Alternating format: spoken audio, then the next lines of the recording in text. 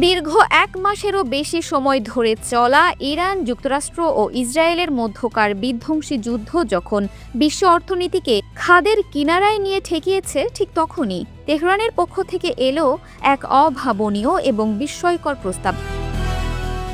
২৮ ফেব্রুয়ারি operation epic pure মাধ্যমে শুরু হওয়া এই সংঘাত এখন এমন এক মোড়ে দাঁড়িয়ে যেখানে কূটনীতি আর রণকৌশল একে অপরকে টেক্কা দিচ্ছে। সিএনএন এর প্রতিবেদন অনুযায়ী মার্কিন প্রশাসন যখন যুদ্ধের ইতি টানতে তেহরানের কাছে ১৫ দফার একটি শান্তি পরিকল্পনা পাঠিয়েছিল, তখন ইরানের নতুন সর্বোচ্চ নেতা মুজতবা খামেনির প্রশাসন সম্পূর্ণ ভিন্ন এক পথে হাঁটার সিদ্ধান্ত নিয়েছে। তেহরান স্পষ্ট জানিয়ে দিয়েছে, যুদ্ধ বন্ধ করতে হলে আগে আন্তর্জাতিক সম্প্রদায়কে হরমুজ প্রণালীর ওপর ইরানের পূর্ণ সার্বভৌমত্ব এবং কর্তৃত্ব স্বীকার করে নিতে হবে।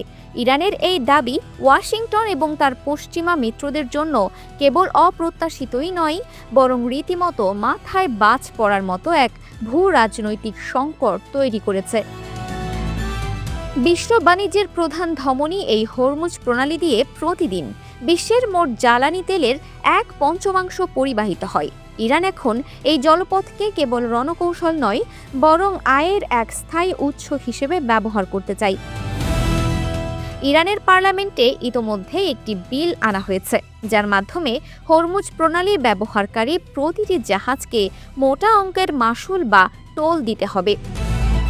সিএনএন এর হিসাব মতে, ইরান যদি সফলভাবে এই টোল ব্যবস্থা চালু করতে পারে, তবে তাদের মাসিক আয় প্রায় $৮০০ মিলিয়ন ছাড়িয়ে যাবে, যা মিশরের সুয়েজ খালের আয়ের সমান। মার্কিন পররাষ্ট্রমন্ত্রী মার্কো রুবিও ইরানের এই দাবিকে অবৈধ এবং বিশ্ব শান্তির জন্য বিপজ্জনক বলে আখ্যা দিয়েছেন।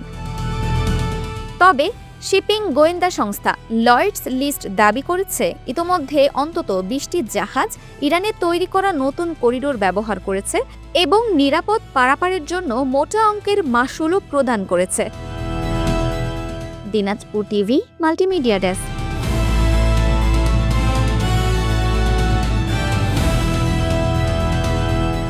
দিনাজপুর টিভি মানুষের জীবনের কথা বলে।